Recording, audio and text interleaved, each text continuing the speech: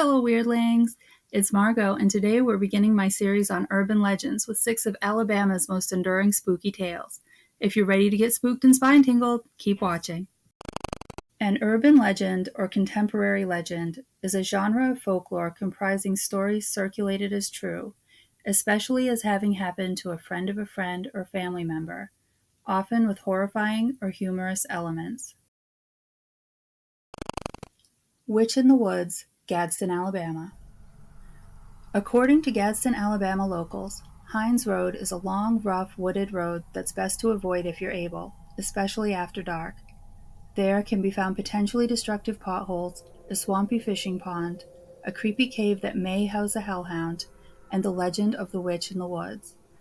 The most agreed upon story is that there once was a witch who lived in a shack deep in the woods, near the pond not far from the cave on Hines Road. For reasons that vary depending on who you ask, she sold her soul to the devil. It's said that if you walk the road at night, a disheveled woman will approach you, announcing that she sold her soul to the devil.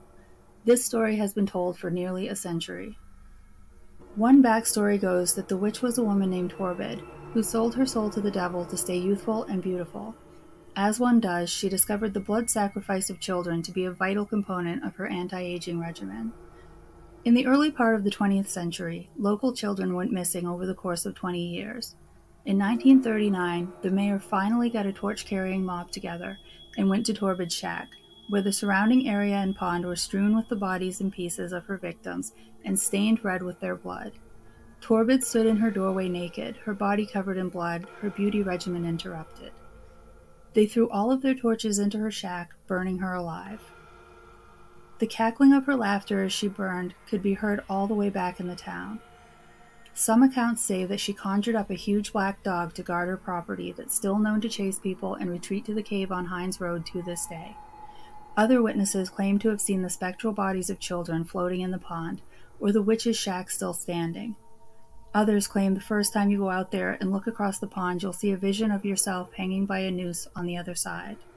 One thing everyone seems to agree on: the witch's evil soul still lingers on to frighten and bedevil the good folks of Alabama. Dead Children's Playground, Huntsville, Alabama. Established in 1822, Maple Hill Cemetery in Huntsville, Alabama is the largest and oldest in the state, but its most interesting feature seems to be the haunted playground that adjoins it. Built in 1985, the Maple Hill Park Playground was originally a limestone quarry, which was in use from 1945 to 1955. As a result, the playground is bordered on 3 sides by limestone, which casts a shadow that lends to its spooky atmosphere. Many people claim to have witnessed unusual activity at Maple Hill Park, commonly referred to as Dead Children's Playground due to the nature of the activity. Most commonly, witnesses claim to have seen the swings move of their own volition, without wind, always moving and stopping in tandem. Some have even seen dust fly up from the ground below the swings as if someone had just jumped off. There are also reports of seeing orbs and spectral figures, as well as hearing the laughter of children. Mysterious toys, such as tattered old stuffed animals, have also been said to be found on the playground.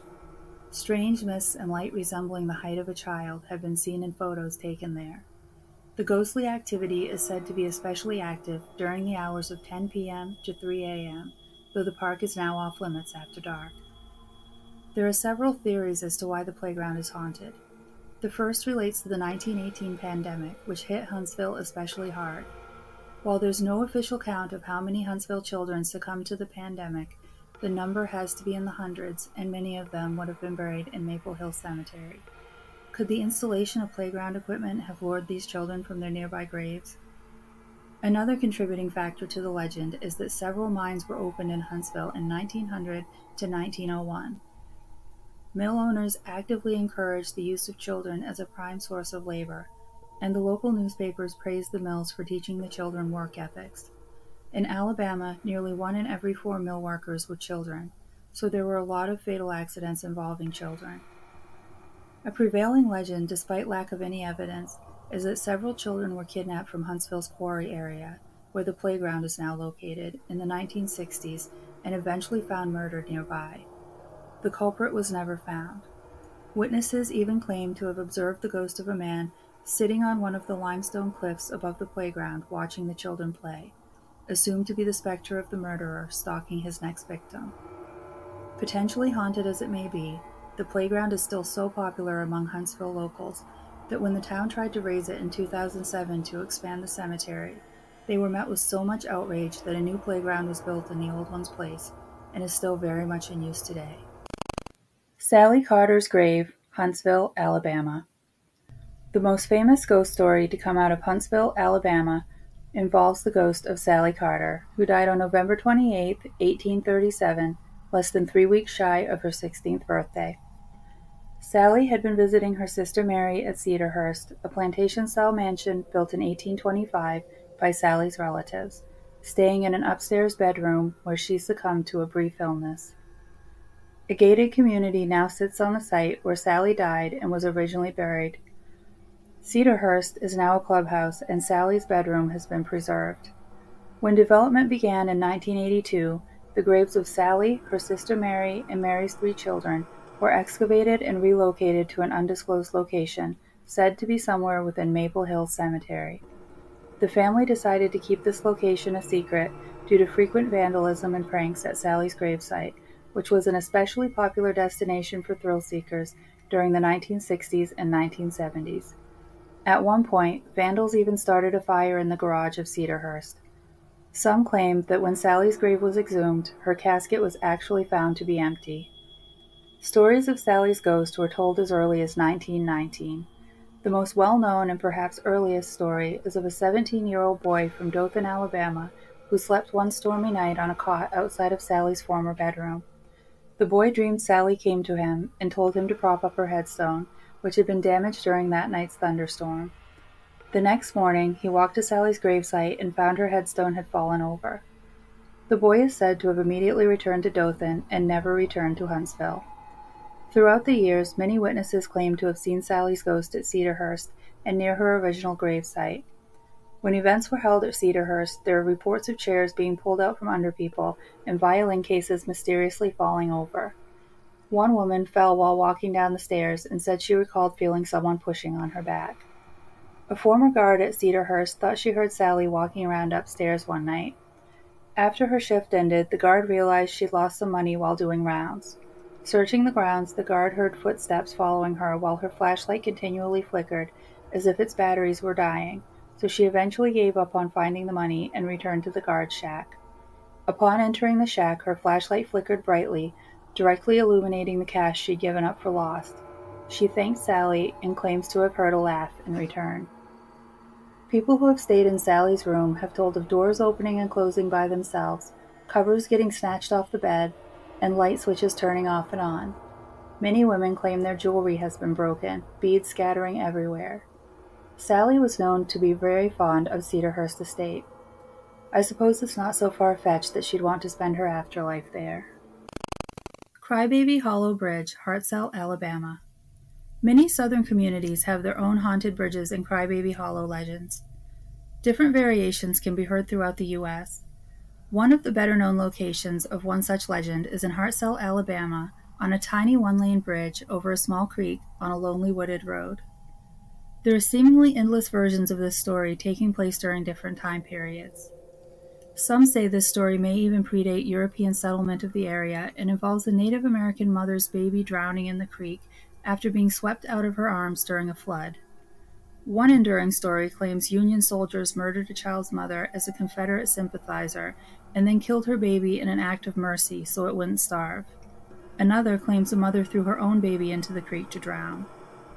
The one thing everyone seems to be able to agree on is that an infant drowned in the creek after either a car or wagon accident or by way of murder or natural disaster on Crybaby Hollow Bridge. Many motorists claim they've heard a baby's cries and felt their cars rattle and shake while crossing the bridge. One local ritual is to leave a candy bar on the bridge, with claims that you'll find a bite missing from it when you return.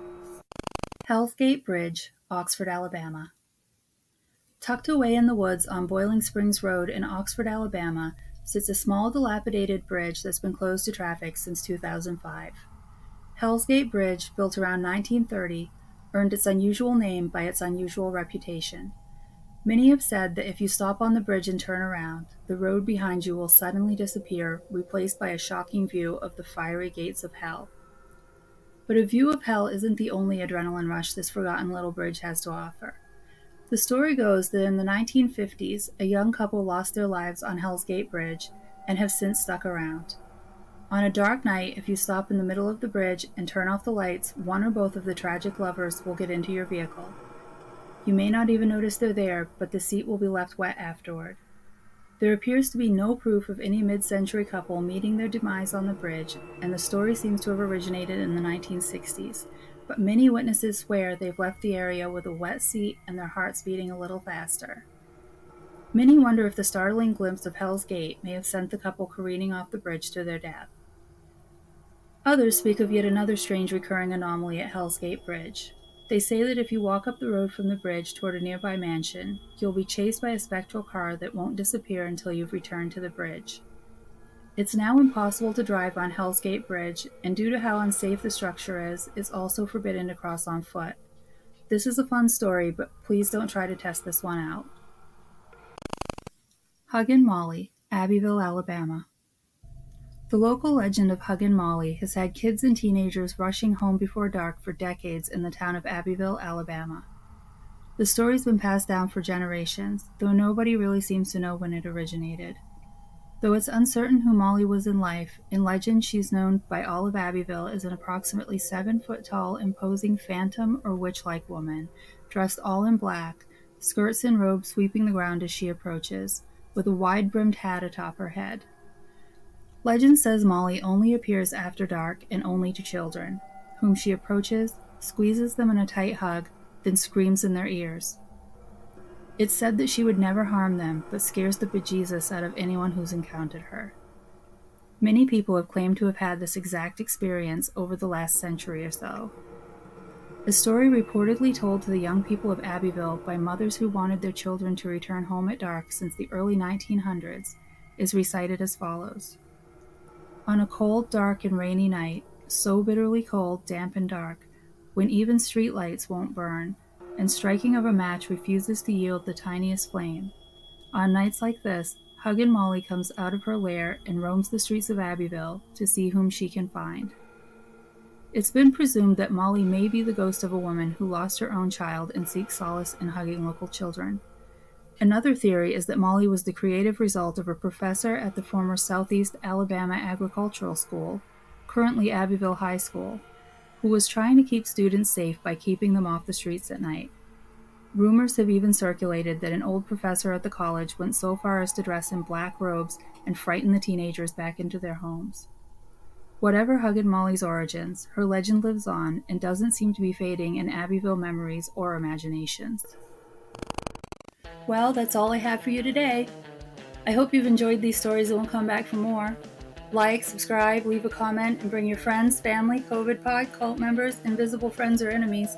And if you want me to share your story, I'll leave my contact info in the description box. Thanks so much for watching.